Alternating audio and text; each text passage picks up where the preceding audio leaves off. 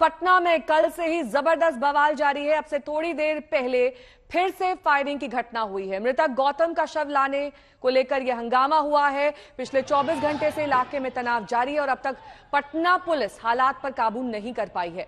मुख्यमंत्री आवास से महज 35 किलोमीटर की दूरी पर दो गुटों में जमकर मारपीट हो गई। गोलीबारी, फायरिंग, आगजनी, तोड़फोड़ सब कुछ हुआ है पटना सिटी में। एक तरफ अधिकारी कानून व्यवस्था को लेकर बैठक कर रहे थे तो दूसरी तरफ ये उपद्रव चल रहा था। तो पुलिस को एक बार फिर से फायरिंग करनी पड़ी है। अब तक नियंत्रण में नहीं आए हालात।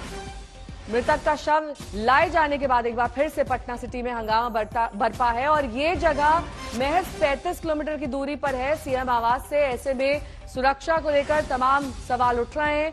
2 लोगों की इस उपद्रव में मौत हुई है और एक बार फिर से आप तस्वीरों में देख सकते हैं 100 राउंड तकरीबन फायरिंग पुलिस को करनी पड़ी थी।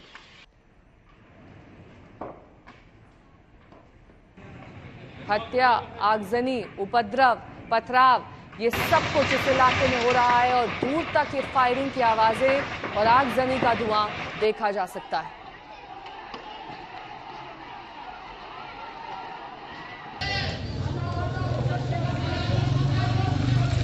पटना के जेठुली गांव में जो हिंसा की घटना हुई जिसमें 2 लोगों की मौत हुई और 3 लोग अभी भी जिंदगी और मौत से जूझ रहे हैं, उसके बाद जो हिंसा हुई है जेठुली में वो आपको तस्वीरें दिखा रहे हैं। सीधे ग्राउंड रिपोर्ट।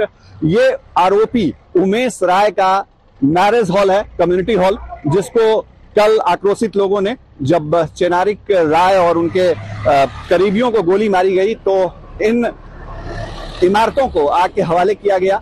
ये आरोपी उमेश राय का मकान है। उमेश राय जो है वो बच्चा राय का भाई बताया जाता है और जो बच्चा राय है वो स्थानीय मुखिया के पति हैं। और हम आपको सीधे दिखाते हैं, ये देखिए राय निवास यहाँ पर जेठुली। श्रीमती मीणा देवी पूर्व उपाध्यक्षा जिला परिषद, ये उनका आवास है। और यहाँ जो तस्वीरें हैं वो बताती हैं कि किस कदर हंगामा हुआ। कल 8 घंटे तक रविवार को हंगामा चलता रहा।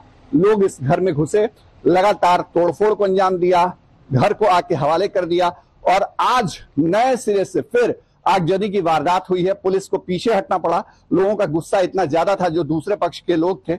और अभी जो आपको तस्वीरें लगातार आपको दिखा रहे हैं, इसमें देखिए ये जो कम्युनिटी हॉल है जिसको मैरिज हॉल के तौर पे इस्तेमाल किया जाता था, उमेश राय की तरफ से बुकिंग होती थी उसकी, वहां पर कई गाड़ियां खड़ी थी और सभी को आग के हवाले कर दिया गया।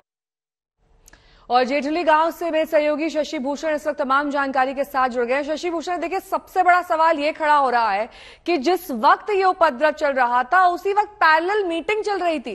क्या किसी आला अफसर को इस उपद्रव के बारे में भनक नहीं थी? कम से कम किसी को तो वहां पहुंचना चाहिए था, मौके और हालात का जायजा लेना चाहिए था और स्थिति को नियंत्रण में करना चाहिए था।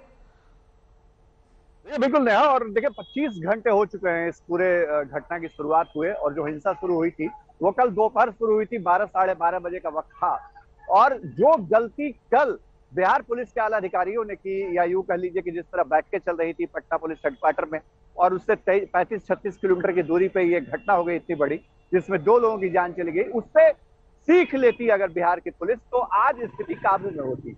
अभी भी जहां हम इस वक्त मौजूद है, यहाँ से जेठुली गांव जो है वो तकरीबन 2 किलोमीटर 2.5 किलोमीटर की दूरी पे है और वहां रह करके हालात जो है वो बेकाबू हो रहे हैं। हम थोड़ी देर पहले की जो ग्राउंड रिपोर्ट है वो आपको दिखा रहे थे और जिस वक्त हमने ये रिपोर्ट तैयार की उस वक्त वहां उसके 5 से 10 मिनट के बाद जो मृतक एक युवक है था गौतम, उसकी डेड बॉडी आई, उसकी डेड बॉडी लाई गई और उसके बाद वहां फिर हालात बिगड़े हैं और पुलिस को फायरिंग करनी पड़ी है। लेकिन अभी भी आप जब जेठुली में हम जब पहुंचते हैं ना तो वहां जितनी तादाद में पुलिस बल की तैनाती होनी चाहिए थी वो संख्या हमको नहीं दिखती है। और यही वजह है कि गांव के लोग जब आक्रोशित हो रहे हैं, जब दूसरे पक्ष के लोग आक्रोशित हो रहे हैं तो पुलिस को पीछे जाना पड़ता है, बार बार कॉन्फ्लिक्ट होता है। तो सवाल अभी भी बना हुआ है कि 25 घंटे बाद भी जो गलती 25 घंटे पहले बिहार पुलिस के आला अधिकारी कर रहे थे, जब जेठुली जल रहा था, वहां हिंसा की शुरुआत हो चुकी थी, घरों को आग लगाई जा रही थी, गाड़ियों को फूका जा रहा था, उस वक्त बैठकों का दौर चल रहा था। लेकिन अभी जब बैठकों का दौर नहीं है तो बिहार पुलिस क्या कर रही है, पुलिस के मुखिया क्या कर रहे हैं, कप्तान क्या कर रहे हैं, पटना के एसएसपी क्या कर रहे हैं, तमाम अधिकारियों का जमावड़ा है पटना में। राजधानी में सरकार बैठती है और सरकार और पुलिस हेडक्वार्टर से 35-36 किलोमीटर की दूरी पे ये है जगह। लेकिन अभी नहीं, भी जिस सवाल तौर तो इस पर बात को निपटने की लेकर भी कोशिश- खड़ा हो रहा है कि क्या पुलिस ने मामले की संवेदनशीलता को नहीं समझा? क्या यादव गुटों की ये उपद्रव था, इससे डर गई पुलिस? किस तरह की उन्हें जानकारी मिली थी कि उपयुक्त संख्या में वहां पर पुलिसकर्मी नहीं पहुंचे? और बात आगजनी और इस तरीके से देखिए, हम तस्वीरों में देख पा रहे हैं कि पूरी की पूरी ये बिल्डिंग आग के हवाले कर दी गई। नहीं, वहां एक बिल्डिंग नहीं है, मतलब 2-3 इमारतें हैं। एक तो जो उमेश राय का घर है वो आग के हवाले किया गया, दूसरा मैरिज हॉल किया गया, उसके बगल में 2 और इमारतें हैं वो हमको जली हुई दिख रही हैं। और जहां कहीं भी उस इलाके में जाइए, हर तरफ जो गाड़ियां खड़ी हैं, जो गैस गोदाम है ना, उमेश राय और बच्चा राय के परिवार का बताया जा रहा है, एलपीजी का एजेंसी थी वहां पे, एलपीजी गैस एजेंसी, उसको लूटा गया है सुबह से, और वो हमने रिपोर्ट बाजाप्ता तैयार करके भेजी है। ठीक है। तो आप देखिए, सुबह भी आज हिंसा की घटना हुई है और अभी दोपहर में भी हिंसा हो रही है वहां पे। उपद्रव थमने का नाम ले रहा है, ठीक है। नहीं ले रहा, और प्रशासन और पुलिस क्या कर रही है ये समझ से परे है। नेहा। ठीक है।